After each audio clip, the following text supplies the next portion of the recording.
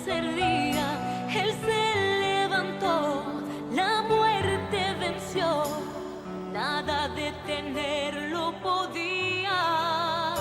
Él no pereció, dejó la tumba vacía. Él no pereció, resucitó al tercer día. Él se levantó, la muerte venció, nada detenerlo podía.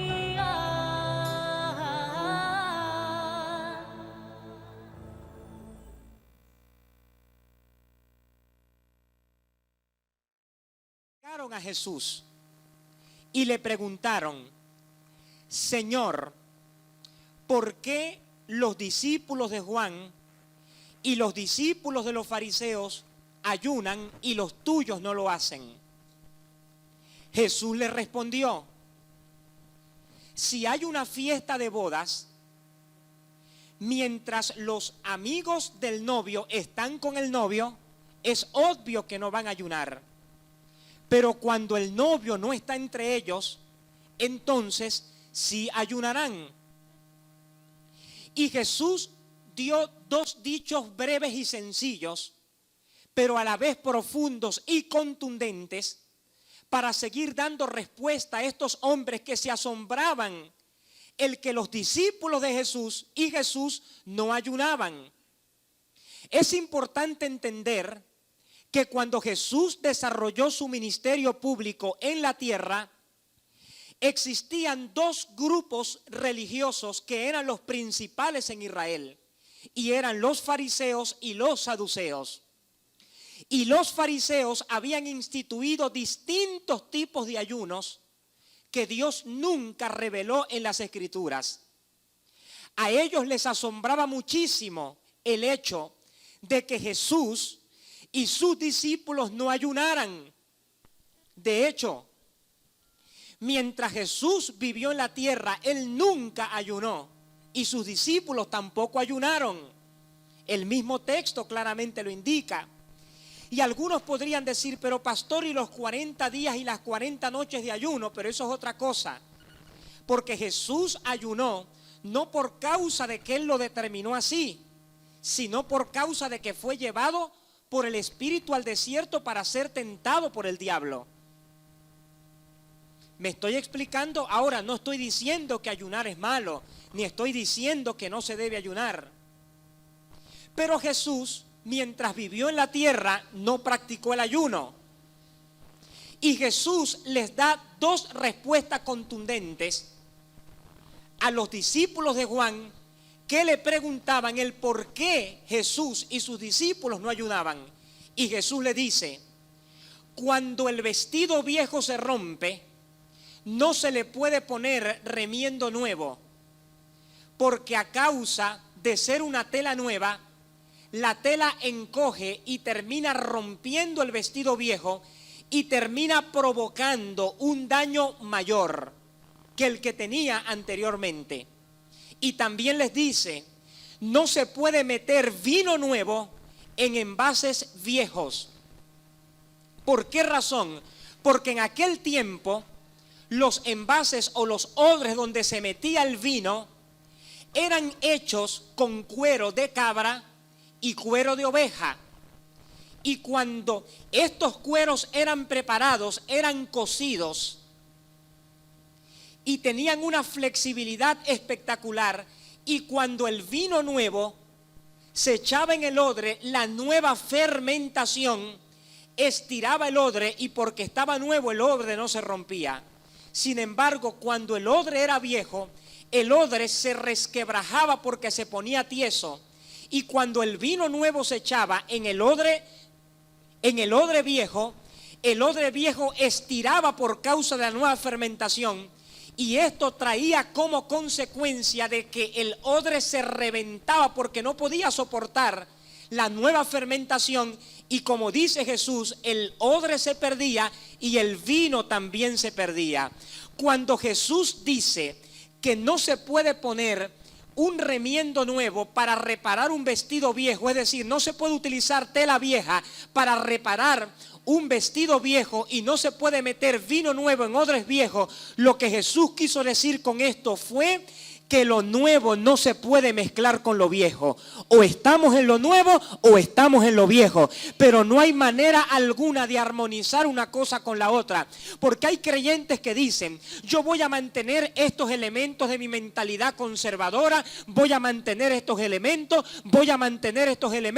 y me voy a abrir a estos elementos. Mi hermano, es una incompatibilidad. Porque lo viejo no se puede mezclar con lo nuevo. Porque para que lo nuevo se establezca, lo viejo tiene que morir. Y Dios a partir de hoy en esta congregación va a comenzar a desarrollar una conciencia de reino, de entrar en lo nuevo de Dios, en lo revolucionario de Dios para este tiempo.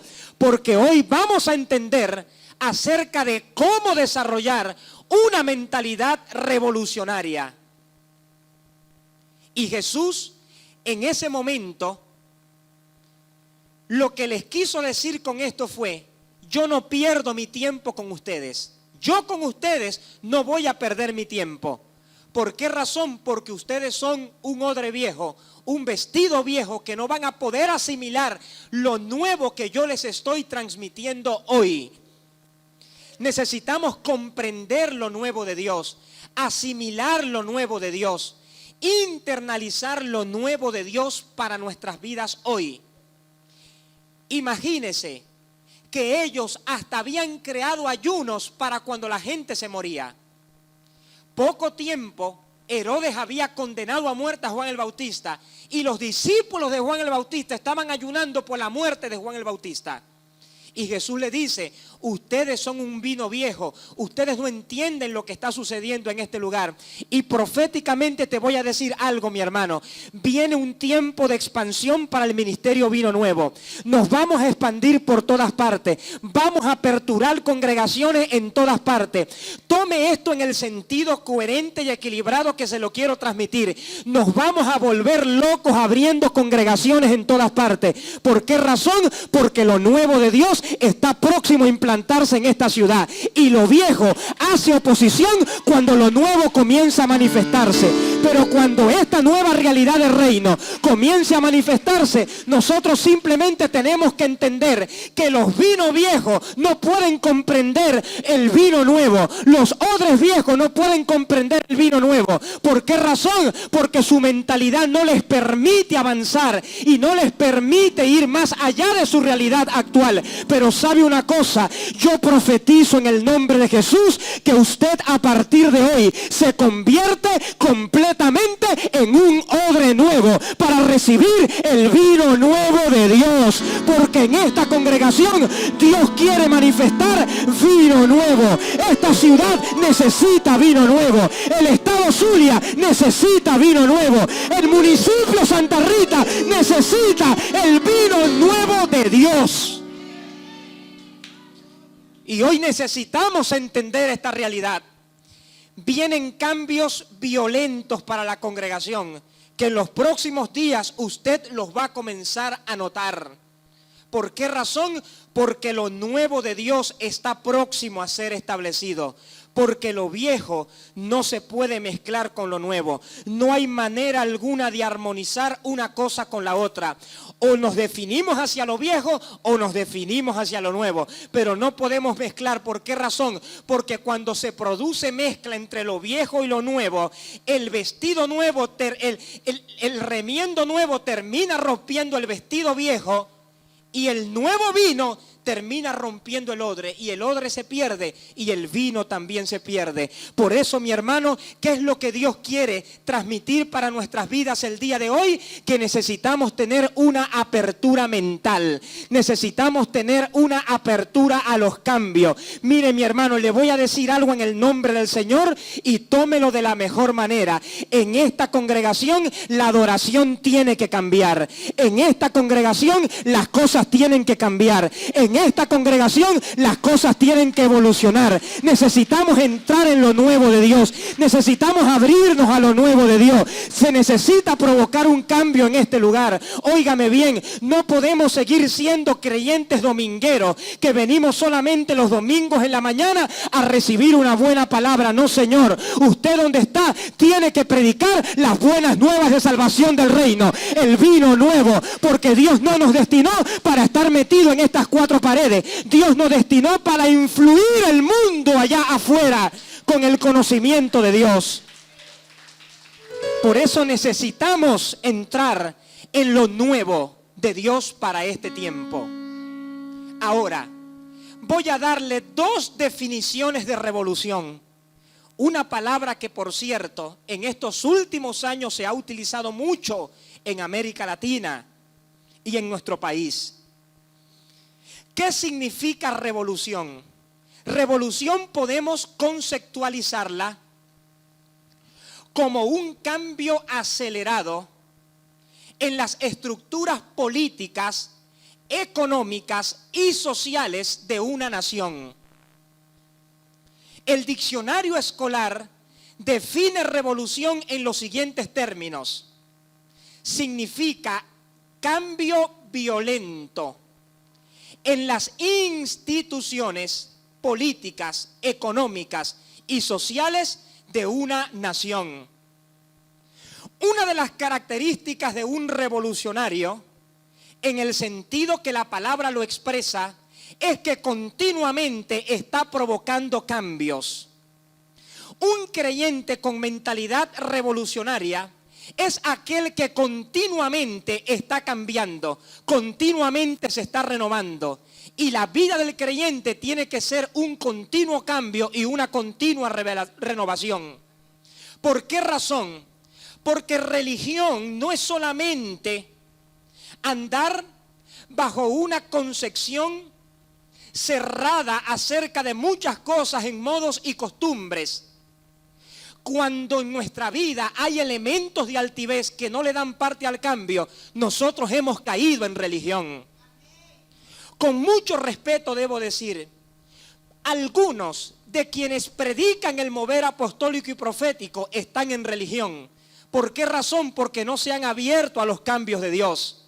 Porque la religión no solamente refleja ilustrativamente lo que nosotros hemos concebido y visto del legalismo, que mayormente y característicamente se ha manifestado dentro del pueblo de Dios, sino que religión tiene que ver con una cerradez al cambio.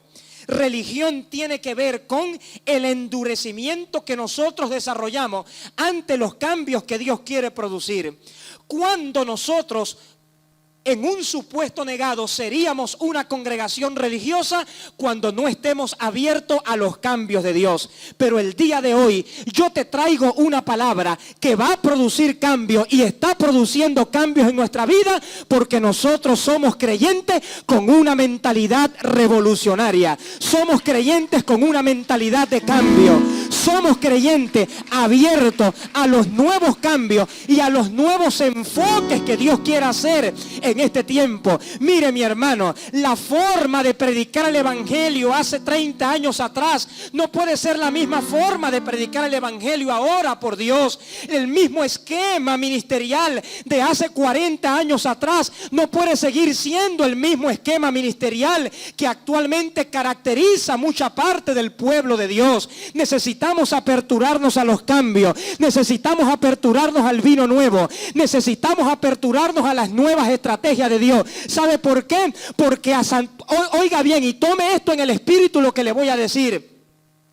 Tome esto en el espíritu lo que le voy a decir. A Sansón le funcionó una quijada de burro para matar a más de 1000 filisteos. Y sabe una cosa, a Moisés le funcionó la vara, pero cuando vino José, la vara desapareció. Ya no era la vara lo que estaba funcionando, ahora era la palabra direccional de Dios. A Jesús le funcionó el echarle barro en los ojos a la gente y la gente se sanaba. Pero ¿qué sucedió con el apóstol Pedro? Con el apóstol Pedro sucedió sucedió que con su sombra los enfermos sean sanados. Y dentro de lo nuevo que Dios quiere hacer en este tiempo, viene un tiempo de gloria y de milagros tan poderosos para esta congregación. Y esto se va a cumplir en los próximos días, de que antes que nosotros lleguemos a los lugares de reunión, ya los enfermos se habrán levantado por el poder de Dios. ¿Por qué razón? Porque lo nuevo de Dios está próximo a manifestarse. Necesitamos caminar en lo nuevo de Dios.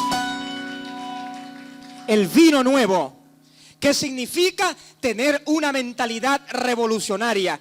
Pablo tenía una mentalidad revolucionaria, por eso él dijo: no se adapten a los principios del siglo presente, antes bien cambien su manera de pensar. La vida del creyente es cambio, es cambio, es cambio, es cambio, es cambio, es cambio. Con mucho respeto, yo no me quiero meter con su individualidad, por favor, no me vaya a malinterpretar, pero no puede ser posible que haya personas que tienen 30 años en el evangelio y siguen vistiendo de la misma manera, siguen vistiendo bajo la misma antigüedad, siguen vistiendo anticuadamente. ¿Por qué razón? Porque no se han abierto a los cambios de Dios. Mujer, usted es bella, usted es linda, métase en ese salón de belleza, arréglese ese pelo, píntese ese pelo, póngase bella para su marido, porque usted es una reina de Dios y usted es una mujer abierta a los cambios que Dios está produciendo en este tiempo.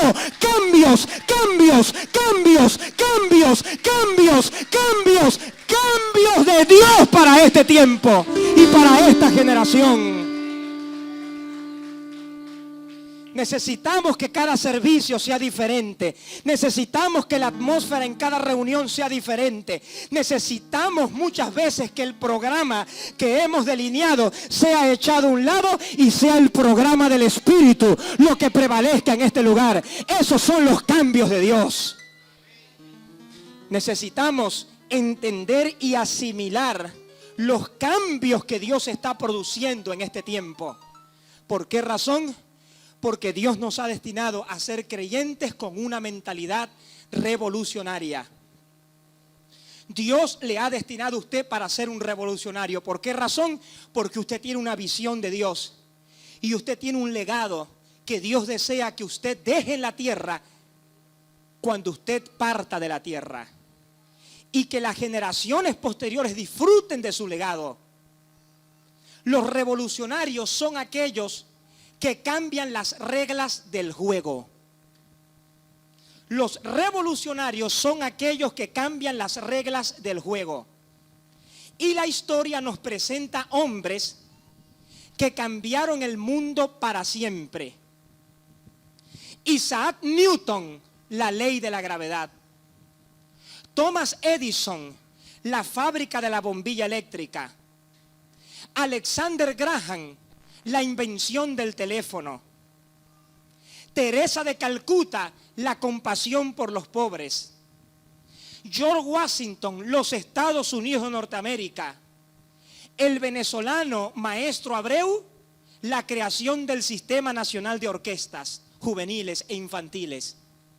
Hombres revolucionarios que cambiaron el mundo y marcaron una pauta para la humanidad. Bill Gates, el auge de la informática, la revolución de la informática en el mundo fue cambiada a través de la semilla del sueño de un hombre. Y sabe una cosa, Dios ha depositado muchos sueños sobre las vidas de los creyentes que hay en este lugar, en Vino Nuevo. Rafael y Eliana, ustedes tienen que seguir soñando y tienen que seguir expandiendo esa revista. Y esa revista tiene que tener incluso hasta connotaciones internacionales, porque quienes vendrán después de ustedes le van a dar continuidad al sueño que Dios sembró en ti. ¿Por qué razón? Porque hemos sido destinados por Dios para ser creyentes revolucionarios.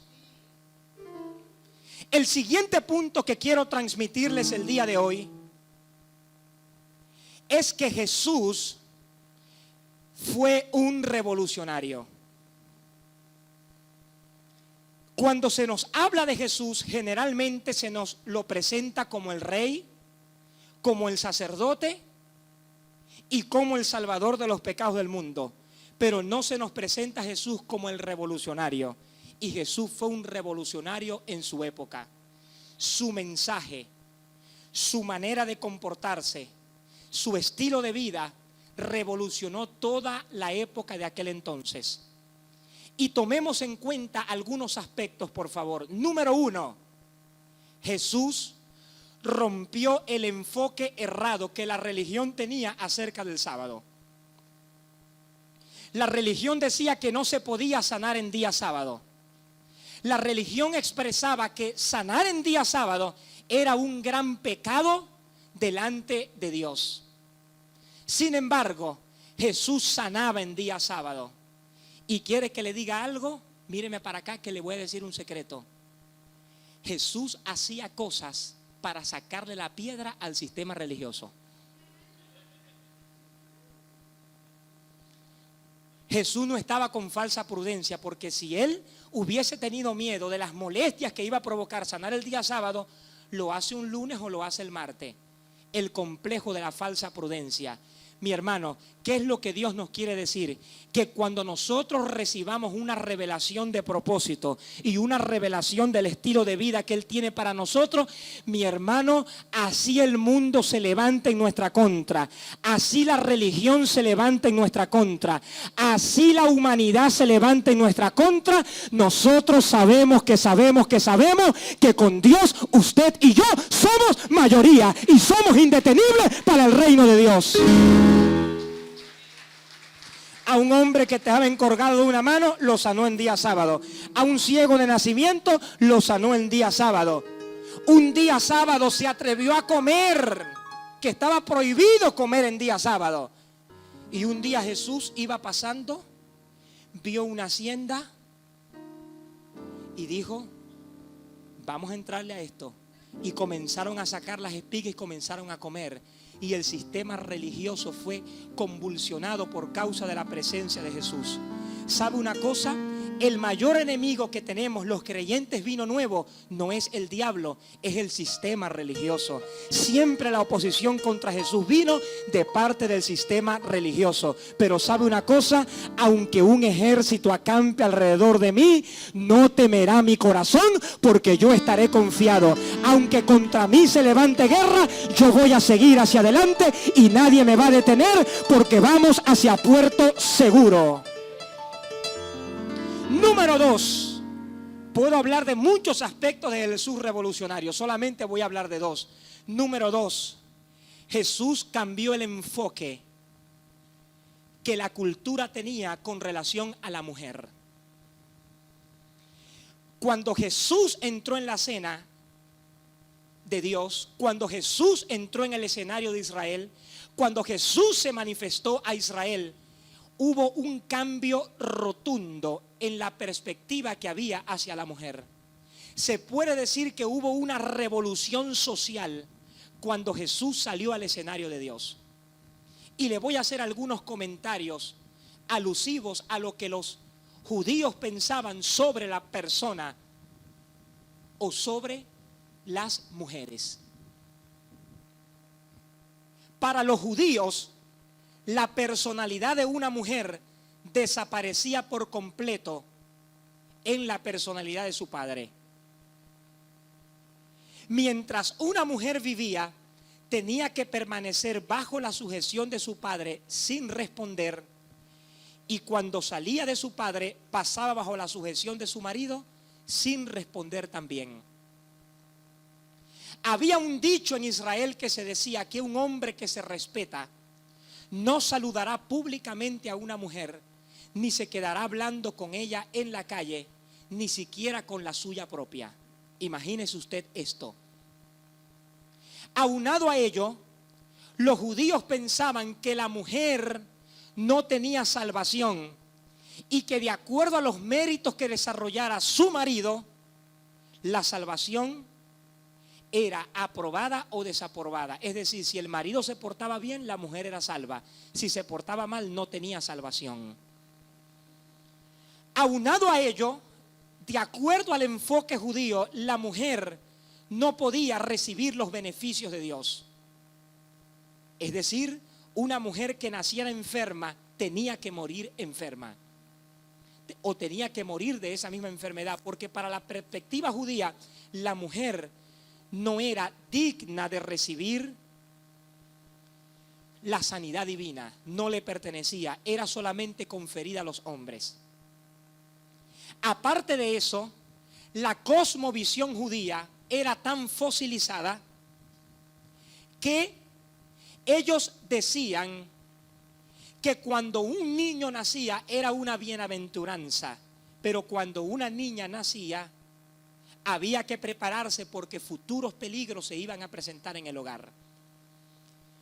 Porque la mujer era vista como un estigma del pecado y de la inmoralidad sexual, de la cual había que cuidarse porque podían enredarse bajo sus redes tenebrosas y terribles, y tarde o temprano podían llevarte a la inmoralidad sexual. El judío normalmente oraba y se arrodillaba y decía: gracias, Señor, porque no me hiciste mujer, ni me hiciste gentil, ni me hiciste animal. La mujer era colocada al mismo nivel de un animal, hasta el punto de que era considerada un hombre defectuoso. La mujer era considerada un hombre defectuoso. Los judíos decían: iba a nacer hombre, pero nació mujer, y nació mujer por un defecto. Para los judíos la mujer era un hombre defectuoso. Era algo así como un derivado negativo del hombre.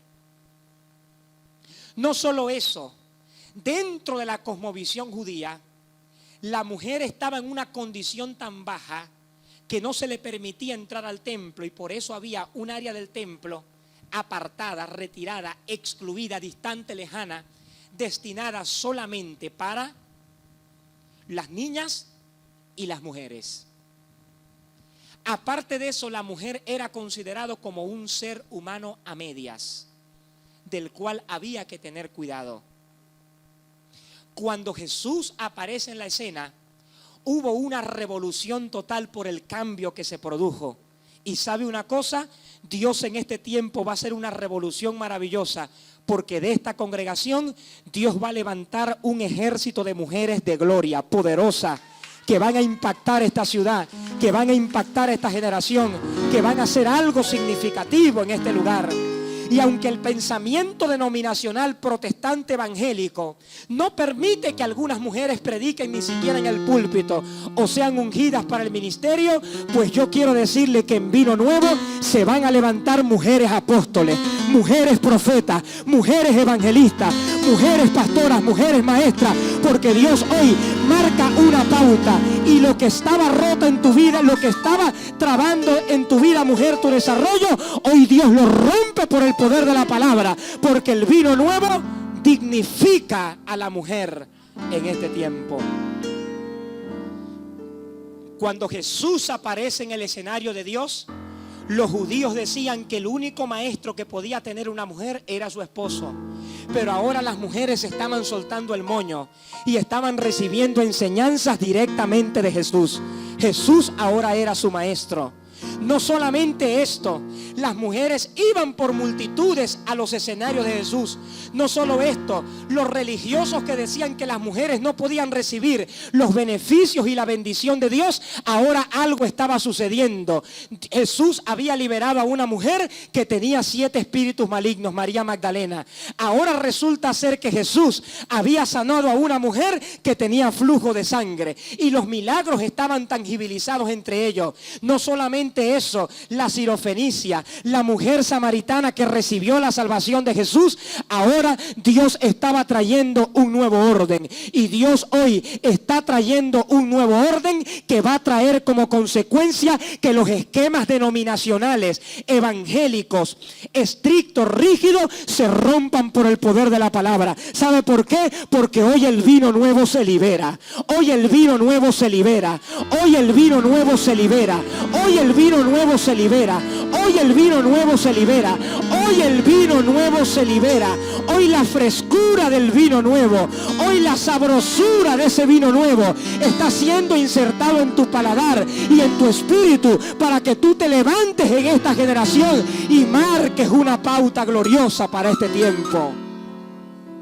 Porque este es el tiempo de la generación vino nuevo, y estoy convencido que en este proceso de expansión que vamos a comenzar pronto, donde vamos a instaurar congregaciones Vino Nuevo en todas partes, las mujeres van a ser un elemento clave para lo que Dios quiere hacer en este tiempo. Porque óigame bien, así como hubo mujeres que financiaron el ministerio de Jesús, la esposa de Cusa, el administrador de Herodes, así como hubo mujeres acaudaladas que financiaron el ministerio de Jesús, Dios va a levantar en esta congregación mujeres prósperas que van a financiar el ministerio Vino Nuevo para la expansión gloriosa y revolucionaria que Dios va a traer en este tiempo y en esta generación. Jesús fue un revolucionario. Nunca se adaptó al sistema de la época. No es el catirito de ojitos verdes, flaco, raquítico, amanerado, inclusive, que se presentan en las películas de lo que algunos llaman Semana Santa. No, señor. Jesús era un hombre fuerte, era un hombre forjido, era un hombre atrayente, era un hombre dinámico, era un hombre que vestía la ropa de moda. Si en el tiempo de Jesús hubieran existido jeans con hueco, mi hermano, Jesús hubiese utilizado un jean con hueco. Y se lo voy a demostrar por la Biblia. Lo que pasa, mi hermano, es que tenemos un esquema denominacional del ministro con el flu, con la corbata. Y no es que sea malo, no estoy atacando a nadie. Ojo, no estoy atacando a nadie. Estoy atacando una estructura de pensamiento de que para ser un ministro de excelencia hay que tener un flu, hay que tener una corbata y hay que tener unos zapatos y hay que estar en formalidad. Y de que para que la gloria de Dios se manifieste, todos tienen que venir en fluces a la iglesia. Dice la escritura que Jesús de Nazaret vestía ropa de un hilo. Dice que los soldados romanos prefirieron no romperla sino echarlo suelto porque era de un hilo. ¿Y sabe cuál era la ropa de un hilo? El último grito de la moda de la época. Así vestía Jesús de Nazaret. Jesús era tan vino nuevo. Jesús era tan vino nuevo que si hubieran existido jeans con hueco se los hubiera puesto. ¿Sabe por qué? Porque él sabía y entendía que el reino no consistía en normativa religiosa, sino en el poder y en la liberación que él vino a traer en el tiempo de gozo, libertad y salvación que provee el vino nuevo. Tenemos que cambiar la mentalidad. Tenemos que cambiar esa mentalidad de la camisita celeste con la corbatica azul. Esa mentalidad tiene que cambiar hoy. ¿Sabe por qué? Porque tenemos que entrar en el vino nuevo de Dios. El vino nuevo de Dios es diferente. El vino nuevo es normal, pero a la vez es trascendente. El vino nuevo es sencillo, pero a la vez es profundo. El vino nuevo se manifiesta naturalmente, pero a la vez es eficaz, es contundente. ¿Sabe por qué? Porque el vino nuevo es un estilo de vida. No se puede hablar de vino nuevo y comportarnos como odre viejo.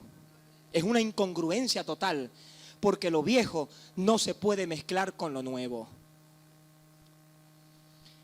Y el siguiente punto que deseo tratarles hoy es cuáles son las características de una congregación revolucionaria.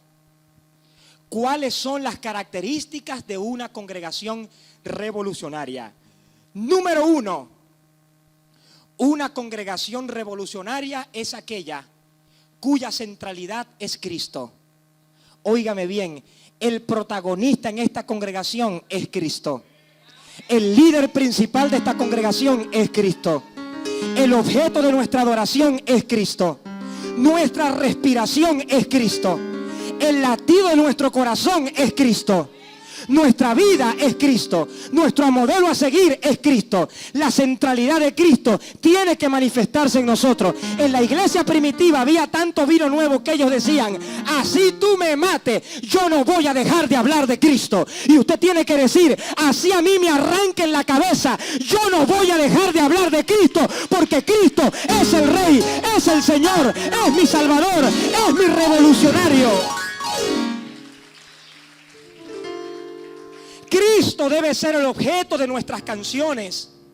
tenemos que tener mucho cuidado. Debemos tener mucho cuidado con el tipo de canciones que vamos a entonar, porque las canciones que entonemos en este lugar tienen que exaltar la persona de Cristo, tienen que exaltar la gloria de Cristo. Nuestro enfoque tiene que ser Cristo, por lo cual Dios también le exaltó hasta lo sumo y le dio un nombre que es sobre todo nombre, para que ante el nombre de Jesús se doble toda rodilla de los que están en los cielos, en la tierra y debajo de la tierra, y toda lengua confiese que Jesucristo es el Señor, para gloria de Dios Padre. Cristo es el objeto de nuestra canción. Cristo es el objeto de nuestra vida. Cristo es el objeto de nuestra entrega.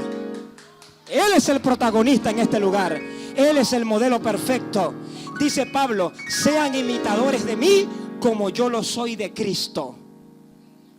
Cristo estaba por todas partes en la iglesia primitiva. Y sabe una cosa, cuando verdaderamente la revelación de la persona de Cristo se internaliza en nuestra vida, algo va a suceder, mi hermano, algo va a suceder. La gente se va a dar cuenta que esta ciudad no tiene una patrona, no tiene una diosa, que el Rey de Reyes y Señor de Señores de esta ciudad es Cristo. Eso sucede cuando la revelación de la persona de Cristo se instaura en nuestro interior. ¿Qué significa esto? Que Cristo debe ser nuestra centralidad. Y la segunda característica de una congregación revolucionaria es aquella que tiene un enfoque claro acerca de la adoración. Métase esto en su espíritu y también comencemos a vivirlo.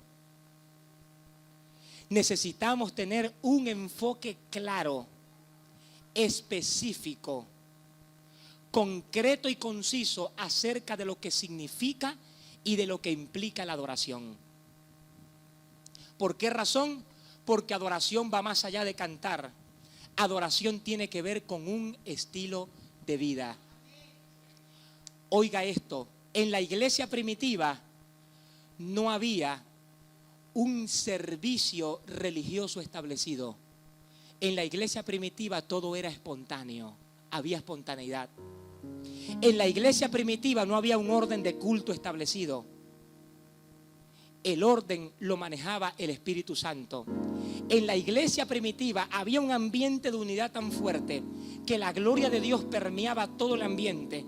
Y las personas por revelación oían la palabra abrazados todos. ¿Por qué razón? Porque había un espíritu de adoración.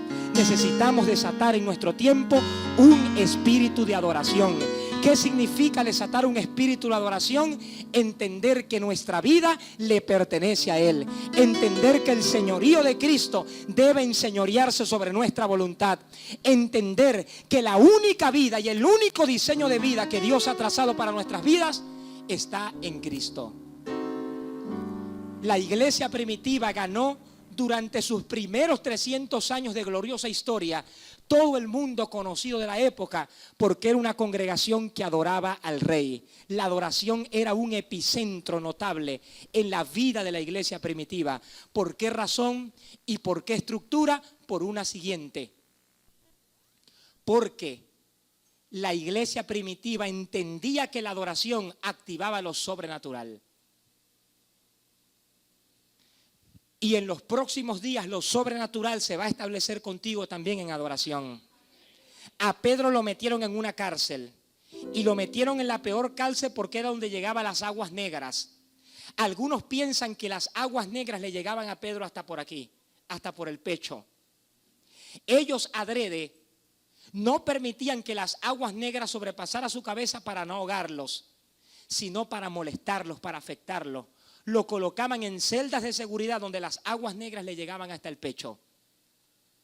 Y sabe una cosa, mi hermano, usted puede estar viviendo aparentemente en la situación más baja de su vida. Usted puede estar pasando hoy la situación más difícil de su vida. Usted puede estar experimentando hoy el momento más complicado de su existencia, pero algo se va a comenzar a manifestar en usted. Cuando usted comience a adorar, Dios te va a sacar de ese lugar y la gente va a entender que fue la sobrenaturalidad de Dios quien te sacó de ese lugar. ¿Por qué razón? Porque hubo un terremoto. El terremoto derribó las rejas donde estaba Pedro encerrado y Pedro pudo salir en libertad y siguió adorando a Dios. Al apóstol Pablo lo iban a matar en la iglesia de Éfeso, pero Dios lo protegió porque era un hombre que caminaba en adoración. A Jesús lo iban a despeñar por el precipicio, pero dice la Biblia que Jesús pasó por en medio de ellos y se fue a Capernaum. Quizás a ti están a punto de despeñarte, quizás te han metido en la celda de seguridad más fuerte, quizás las aguas negras y la pudredumbre de consecuencias que te vinieron, las cuales tú no esperabas, estás comenzando a vivirla y las estás viviendo el día de hoy. Pero algo te voy a decir hoy: la sobrenaturalidad de Dios está próxima a manifestarse en tu vida. Y así como Dios derribó las rejas para que Pedro saliera, así Dios va a resolver tu problema, porque la adoración desata un nuevo nivel de esperanza para nosotros. Y esperanza que va más allá de nuestras expectativas, porque Dios interviene y te da mucho más de lo que tú estabas esperando. Por lo tanto, necesitamos tener un concepto claro acerca de lo que es la adoración. Y número 3, la tercera característica de una congregación revolucionaria es que tiene un concepto claro acerca de lo que significa la unidad.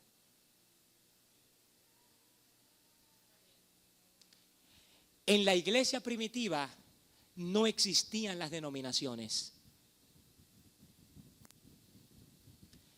En la iglesia primitiva, el creyente que vivía en una ciudad en específico no se sentía parte de una denominación, se sentía parte de la única iglesia de Dios.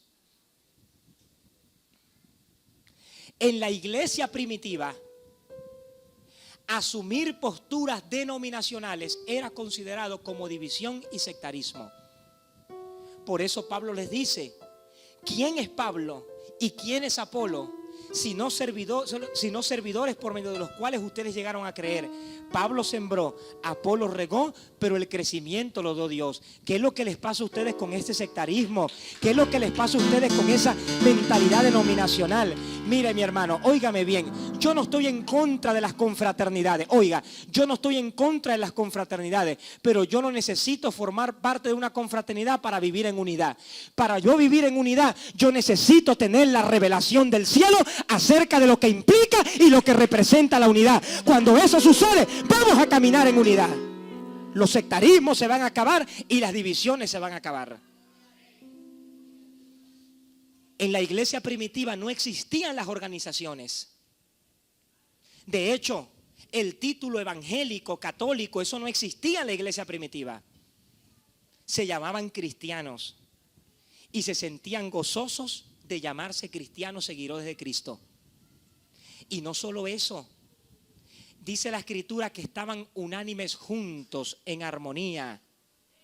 Y sabe una cosa, y esto tiene que ser parte de lo nuevo que Dios va a traer a Vino Nuevo. La forma de participar del pan y de la cena la tenemos que cambiar. ¿Por qué razón? El término lo dice, Santa Cena. Eso es una cena. La mayoría de las congregaciones, no estoy atacando a nadie, agarran una galletica, una copita de vino y comen de la cena un poquito después de las 12. Eso no es ni cena, ni almuerzo, ni desayuno, porque no está dentro del horario. ¿Sabe cómo era la cena del Señor en la iglesia primitiva? Todos venían a la congregación, disfrutaban del pan, disfrutaban de las uvas, disfrutaban del vino y todos glorificaban a Dios y se amaban mutuamente Y la cena del Señor, oiga bien, la cena del Señor tenía una atmósfera de unidad tan fuerte, que los dones del Espíritu se manifestaban, las profecías se manifestaban, los dones de revelación se manifestaban, los milagros se manifestaban. Era un escenario para el cual las necesidades que tenían los creyentes eran comentadas los unos con los otros, y los unos con los otros se preocupaban por las necesidades de cada cual. ¿Qué significa esto? Que necesitamos entrar en el orden de Dios. Mire, mi hermano, agarre esto en su espíritu y tómelo con mucho amor y con mucho respeto. Tenemos que romper el esquema de pensamiento evangélico y tenemos que asumir el esquema de pensamiento del vino nuevo de Dios. ¿Sabe por qué? Porque Cristo, cuando vino al escenario de la tierra, Él nos dijo: arrepiéntanse y conviértanse, porque los pentecostales están próximos a venir. Arrepiéntanse y conviértanse, porque los carismáticos están por manifestarse. Arrepiéntanse y conviértanse, porque los papas van a comenzar a visitar todas las naciones. No, Señor, lo que Jesús dijo fue: arrepiéntanse y conviértanse, porque el reino de los cielos se ha acercado. Tenemos que desarrollar una mentalidad de reino, una mentalidad de vino nuevo, una generación cuyo rasgo distintivo se manifieste por la manera como piensa.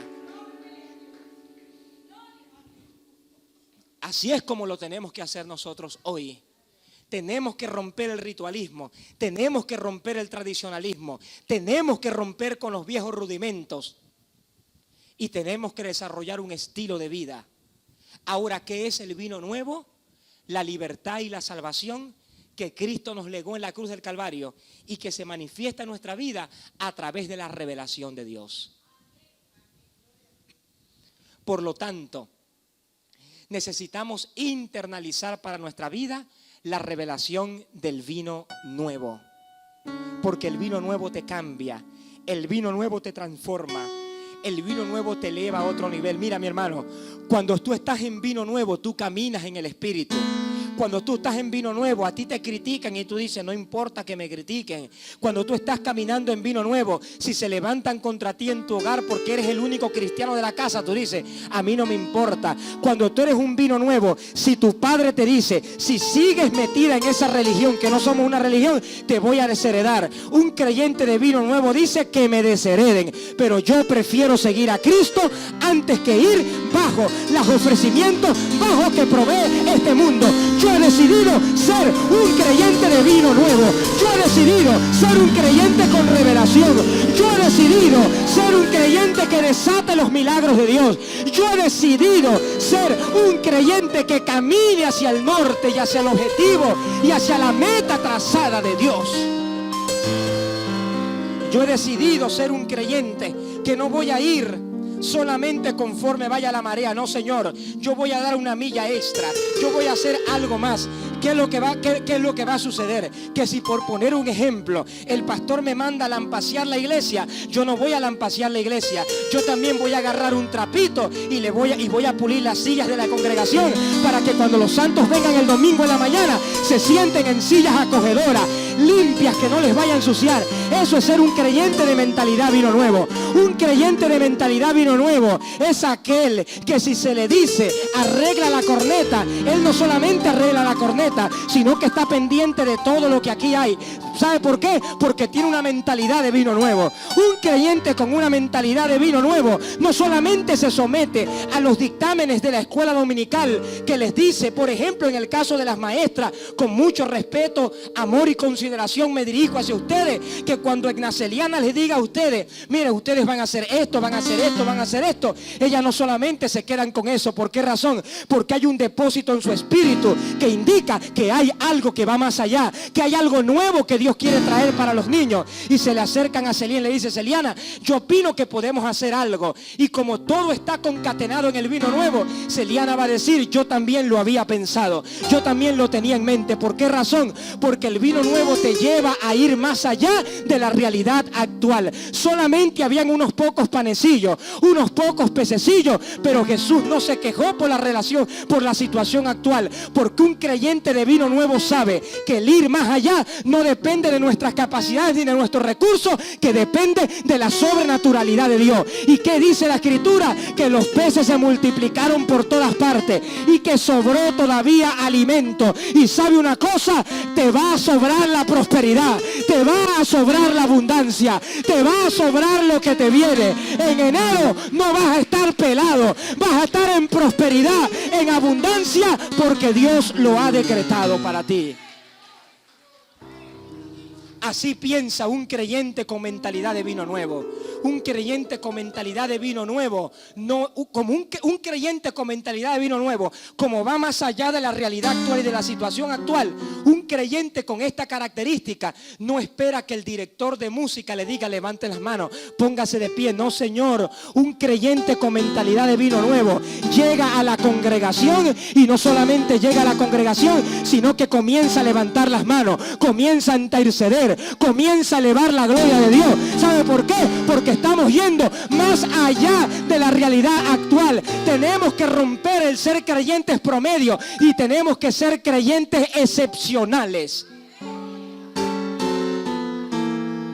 Y para los jóvenes, yo profetizo que los jóvenes de vino nuevo son jóvenes excepcionales. Alexi, el mejor en PDVSA vas a ser tú, porque la gloria de Dios está puesta sobre ti.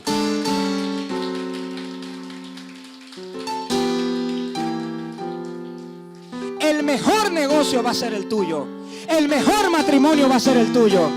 La mejor casa va a ser la tuya. Los mejores hijos los vas a tener tú. ¿Por qué razón? Porque tú has decidido disciplinar a tus hijos conforme a los principios de la palabra de Dios y no conforme a los principios del sistema. Y Dios va a poner sobre tus hijos una radicalidad tan fuerte que cuando entren al liceo y las presiones de adolescentes comiencen a manifestarse, ellos van a decir: no, Señor, porque yo he decidido abocarme a lo que dice mi padre y mi madre, que mi casa y yo serviremos al Señor. Eso hace una mentalidad que tiene vino nuevo.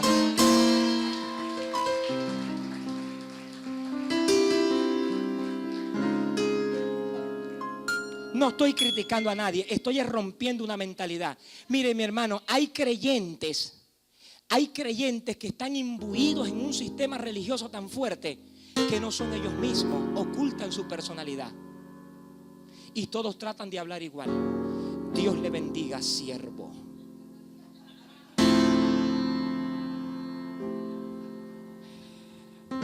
Bendito, por favor, acérquese un momento, bendito. Y uno normal, tranquilo, en el día con su jeansito, con sus gomitas Converse, con el suéter de vino tinto. Siervo, venga para acá, por favor. Bendito, ¿usted me puede decir en cuál de estas dos Biblias Dios está con más fuerza? ¿La Biblia Principios de Vida de Charlie Stanley o la Biblia de John MacArthur? ¿En cuál de las dos Biblias Dios habita más? Dígame usted.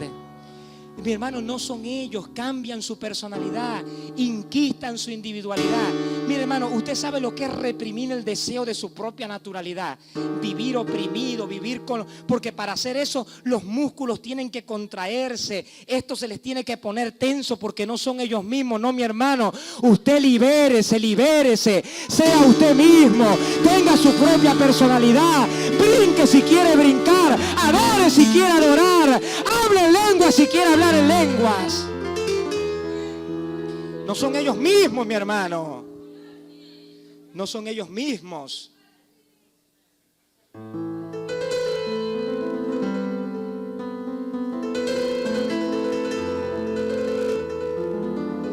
Y si usted quiere pretender a una muchacha, no vaya a caer en las pasiones mundanas de colocar a Luis Miguel o Alejandro Fernández en el caso de que tenga carro. No vaya a hacer eso, porque eso es del diablo y tiene mensajes subliminales. Eso tiene mensajes subliminales. No vaya a hacer eso.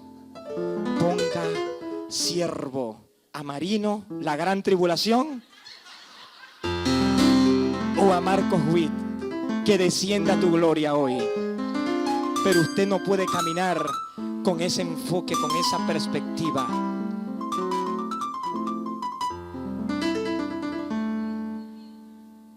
Y si viene para acá un religioso, dice, ese pastor no está dentro de la sana doctrina. Quebrantó la sana doctrina. ¿Cómo? Usa jean. Quebrantó la sana doctrina. Porque los pastores tienen que estar en flu y tienen que estar en corbata. Y en tal caso, un pantalón celeste, una camisa celeste y una corbata celeste o roja. Porque si no, está fuera de la sana doctrina. Está en apostasía. Y comienzan a hablar en lengua. Irra la bacheta, la vaquía. Mire mi hermano, ¿sabe una cosa? ¿Sabe una cosa, mi hermano? El ladrón que vino a hurtar, matar y destruir es la religión, porque Jesús dijo, todos los que vinieron antes de mí son ladrones y asaltantes, pero las ovejas no lo escucharon. En el contexto Jesús dice, el ladrón no vino solo sino a matar, hurtar y destruir. Pero ¿sabe una cosa? Jesús dijo, yo he venido para que tengan vida y vida en abundancia. Pero ya va, un momento, no me aplauda todavía, aplauda después que yo le diga lo que le quiero decir. Cuando Jesús dijo, y yo he venido para que tengan vida y vida en abundancia, el contraste que Jesús quiso hacer no fue con el diablo y los demonios, fue con el sistema de la religión, porque le estaban metiendo en la cabeza al hombre que fue sanado, ciego de nacimiento, que la sanidad la había producido Jesús, porque era un falso profeta, porque lo había hecho un día sábado, porque había quebrantado los preceptos de la sana doctrina pentecostal evangélica de nuestra era, por esa situación. Pero sabe una cosa, mi hermano, y Jesús dijo, yo he venido para que tengan vida y vida en abundancia. Mientras, oiga esto y agarre esta revelación, mientras Jesús vivió en la tierra, el instrumento del Padre para desatar la vida abundante, que hacía contraste con el ladrón de la religión, que mata, hurta y destruye, era Él. Pero ahora, el instrumento de Dios para dar vida abundante al mundo, no es Cristo, somos usted y soy yo, porque Jesús dijo, así como el Padre me envió, yo los envío a ustedes ahora. Lo nuevo de Dios. Por supuesto que Cristo es la respuesta para la humanidad, pero ya Cristo está allá arriba. ¿Y quién está abajo? Nosotros somos muchos Jesús que caminan en la tierra. Somos muchos Jesús que caminan en la tierra. Donde Scarlett está, ella es un Jesús caminando en la tierra. Ella es un Jesús en el liceo donde ella trabaja. La ruta que tiene Ángel, él es Jesús caminando en esa ruta, y por donde él pasa, la gloria de Dios se tiene que manifestar. ¿Por qué razón? Porque la vida de Cristo se está manifestando a través de él. En el sector donde el pastor Franklin está en la Rita, él es un Jesús en ese lugar. ¿Por qué razón? Porque la vida de Cristo se está manifestando en él. Pablo dice, ya no vivo yo, mas Cristo vive en mí. ¿Y qué es lo que estamos manifestando? El carácter de Cristo a través de nuestras vidas. Eso es lo que nosotros estamos manifestando hoy. Por lo tanto, mi hermano, diga conmigo, Señor, yo hoy me abro sin reservas a lo nuevo. Mi corazón salta de alegría. Disfruto este momento. Me río, danzo, bailo, glorifico a Dios. Hablo las lenguas del Espíritu, porque estoy en vino nuevo. Estoy en revelación. No estoy en religión. No estoy sometido a una serie de normas, a un aparataje religioso, a un modo de vestir en particular. Estoy sometido a lo que dice el reino de Dios, porque el reino no consiste en bebida y en comida, sino en gozo, en justicia, en el poder del Espíritu activado a través de mí. Como de este vino nuevo, tomo de este vino nuevo, como de este pan fresco, me lo meto en mi espíritu y yo declaro que yo soy lo que Dios dice que soy, que yo hago lo que Dios dice que puedo hacer, que tengo lo que Dios dice que tengo, y Dios dice que tengo sanidad, tengo prosperidad, tengo sobreabundancia, puedo tener las mejores cosas porque tengo un Padre que me da las mejores cosas, porque toda dádiva y todo don perfecto proviene del Padre de las luces, en el cual no hay mudanza ni sombra de variación. Me abro hoy a lo nuevo de Dios. Me abro hoy a la revelación del cielo. Me abro hoy al vino nuevo de Dios. Me abro hoy a la rema que Dios está trayendo para mi vida hoy. Renuncio al pensamiento evangélico. Vamos, esto es controversial, pero diga, renuncio al pensamiento evangélico. Renuncio al pensamiento evangélico. Renuncio al pensamiento evangélico. Y hoy asimilo para mí la atmósfera y la dirección de Dios a través de su palabra, que el vino nuevo de Dios me provee hoy, porque soy vino nuevo, porque tengo una relación, no tengo una religión, soy un vino nuevo, soy un odre nuevo, y hoy me levanto para marcar una pauta, para revolucionar mi entorno. Donde yo me meta, habrá una revolución. Donde yo me meta, habrán cambios. Donde yo me meta, la gloria de Dios se va a manifestar. Donde yo me meta, los milagros se van a manifestar. Donde yo me meta, la gloria se va a manifestar. Donde yo toque, va a ser prosperado. Donde hay pobreza, habrá prosperidad. Donde hay enfermedad, habrá sanidad. Donde hay miseria, habrá riqueza, porque la revelación del vino nuevo se está manifestando en mi interior, y la atmósfera de gloria está hoy en este lugar, y está afectando mi vida, y está instaurando lo nuevo de Dios para mí. A partir de hoy yo profetizo que los músicos de vino nuevo ministran en un nivel diferente de gloria. Yo profetizo hoy que las danzarinas de vino nuevo ministran en un nivel de unción superior. Irra, lava, cheta, lava. Ahora mismo, en el nombre de Jesús, yo profetizo que las danzarinas de vino nuevo ministran en un nivel superior ahora. Porque hoy lo nuevo de Dios está establecido en este lugar. En el nombre de Jesús. Yo profetizo otro nivel, otro nivel, otro nivel, otro nivel, otro nivel, otro nivel, otro nivel, otro nivel, otro nivel, otro nivel, otro nivel. Qué atmósfera tan bella hay en este lugar. Qué atmósfera tan bella hay en este lugar. Hay una atmósfera de gozo. Hay una atmósfera de vino nuevo. Hay una atmósfera de nuevas estructuras. Hay una atmósfera de nuevo pensamiento. Hoy el casé viejo ha sido sacado y el casé nuevo se establece en la mente de cada creyente. Gracias, Padre, por este vino nuevo que tú estás trayendo hoy, por esta revelación. Él nos ama hoy, cuánto Él nos ama.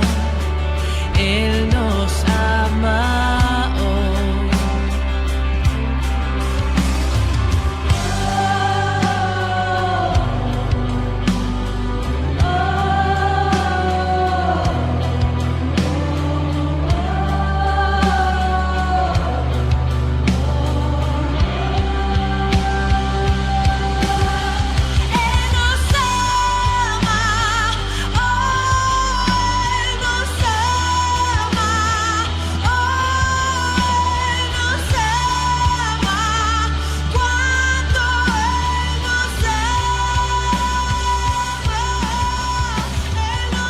Si esta palabra ha sido de bendición a tu vida, comunícate con nosotros a los números que ves en pantalla para mayor información.